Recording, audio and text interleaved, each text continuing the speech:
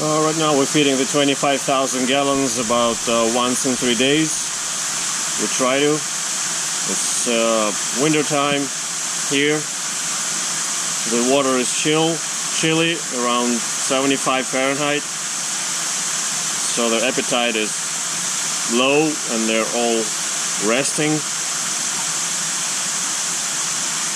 We got some, again, squid, a piece of mullet for the wels if he comes over, and some pellets. I'm gonna stomp and call everybody to the table, and let's see who comes.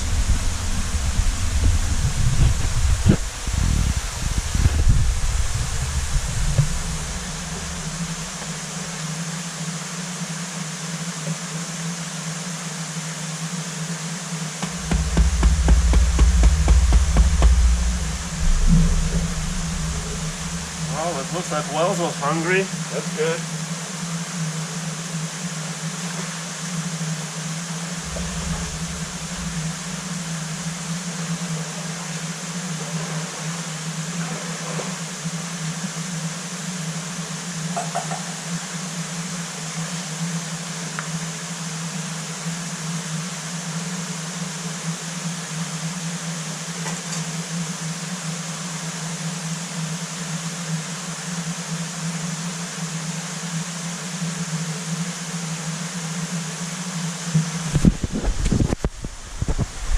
Looks like the bigger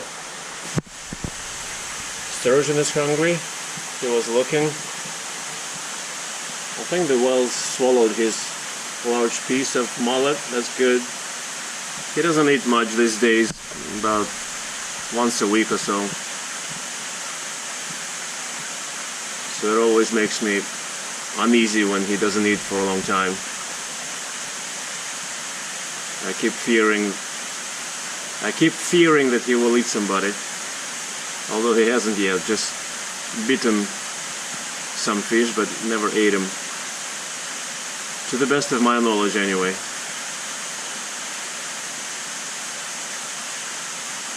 I mean, we had a couple of koi disappear, the smaller koi, but I don't know who ate them well, so maybe even the irwini might have been able to eat them, but probably whales, but again, I haven't caught him red-handed. I didn't see a huge bump in his stomach that would tell me that he ate those about 1 foot koi, 16-inch koi. Here comes a smaller sturgeon. Come on, sweetie. Suck it in. There you go. Good job.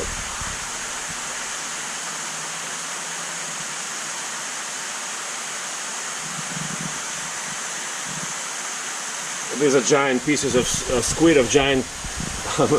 pieces of giant squid that I buy from the Aylesworth bait and tackle or bait and fish from Tampa Bay area.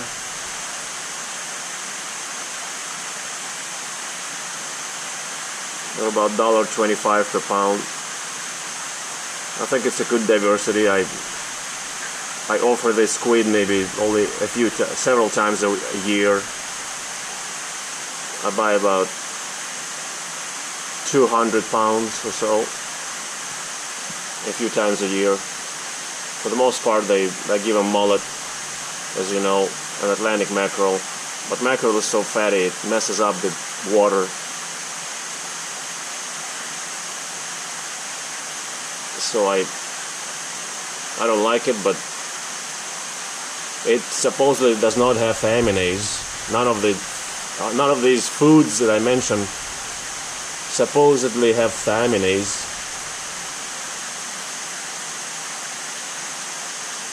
The gray mullet, the finger mullet, the giant squid, Atlantic mackerel or Boston mackerel. Come on, straight ahead. Good job.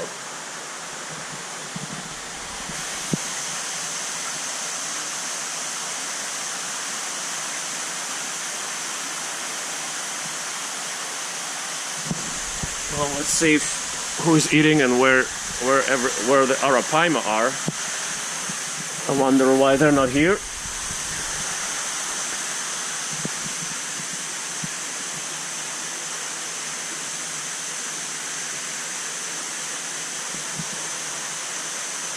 Is that something in your mouth or what? I mean, they're not suffering. Look at their stomachs.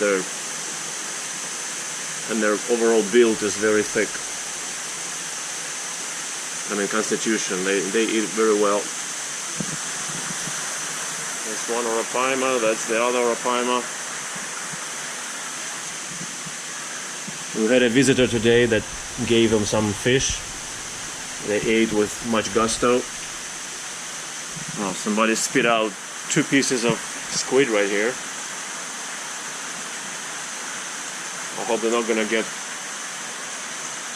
pushed into the pumps and get stuck on the pump intake screens.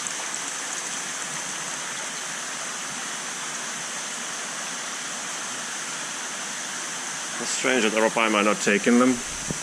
That means they already took some big pieces and they don't want any more.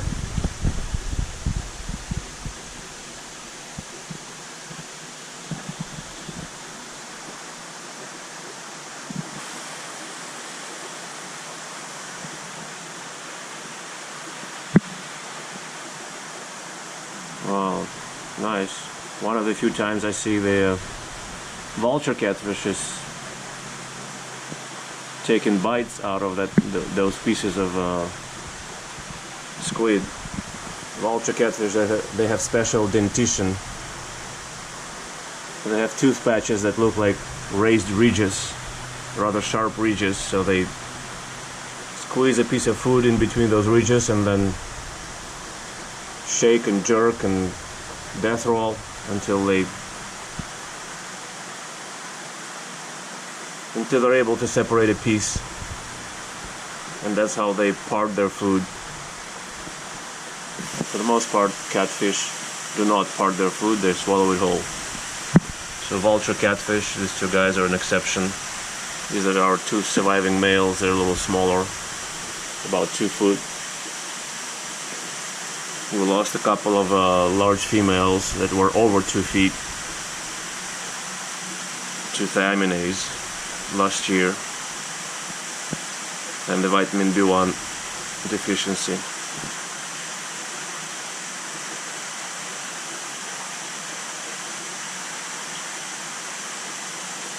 Okay.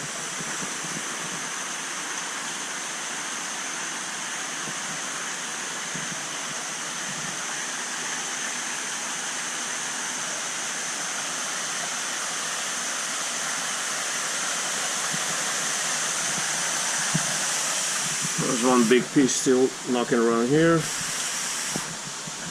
And one piece still laying by the fold over there. So the sturgeon still have work to do. Come on, go straight. No? Okay. Maybe he's chewing something. I mean, he's chewing it. A piece that he took before. Yeah, it looks like he's chewing, yep. Rearranging it in his mouth. Sturgeon do not spit out food to rearrange it. They rearrange it right in their own mouth. I don't know if they're afraid to lose it, but their instinct is such that they're gonna shake their head and make sudden snaps of the head if they have to turn their food in the other direction, you know, head to back or back to head.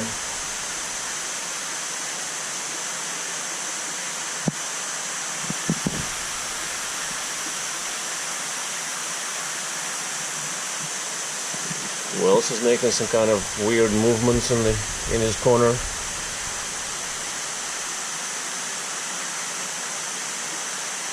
Yeah, it looks like something maybe itching on his chin. I've noticed that lately some fish have been flashing more than usual, so I don't know if we have some kind of a problem brewing with some parasites, or whether it's just within the normal range of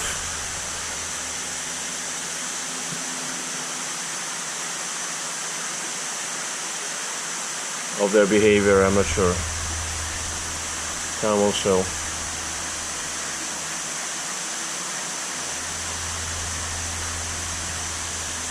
I don't see too much flashing.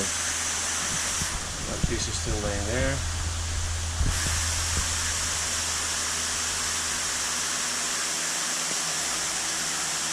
Okay, so since some pieces are still laying around, that means the amount was about right.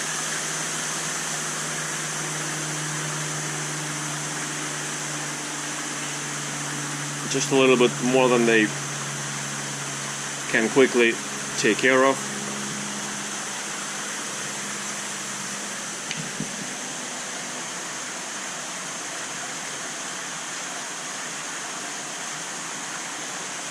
I gave him about 4 pounds of, or 5 pounds of cut and fortified squid, and a half a pound of piece of mullet for wels. Or maybe a pound, I don't know, it's hard to say.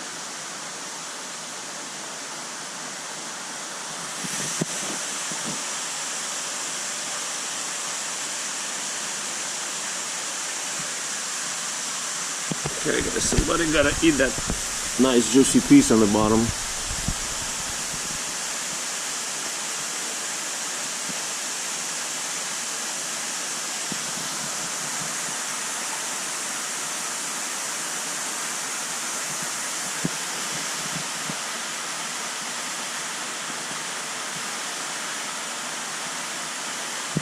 It's too big for the progenius or Junga Masir. He doesn't want it.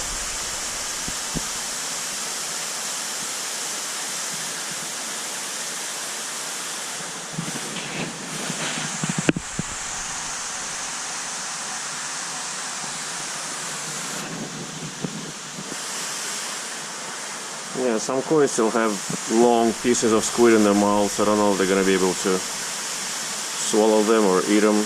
They'll probably spit them out. Most of them or some of them sometime later. And the predators will pick them off, like the masir, the pima.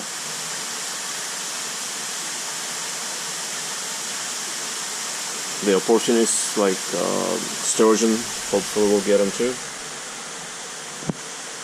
Clown knife is trying to assess consumability of that big piece. He knows he cannot, she knows she cannot handle it.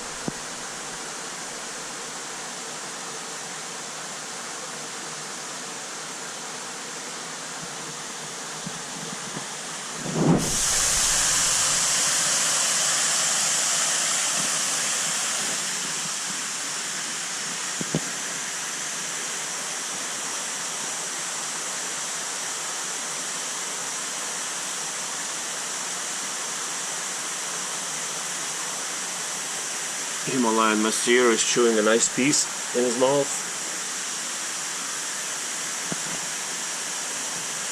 Whatever is happening with the wels, it keeps itching him on the bottom of his chin.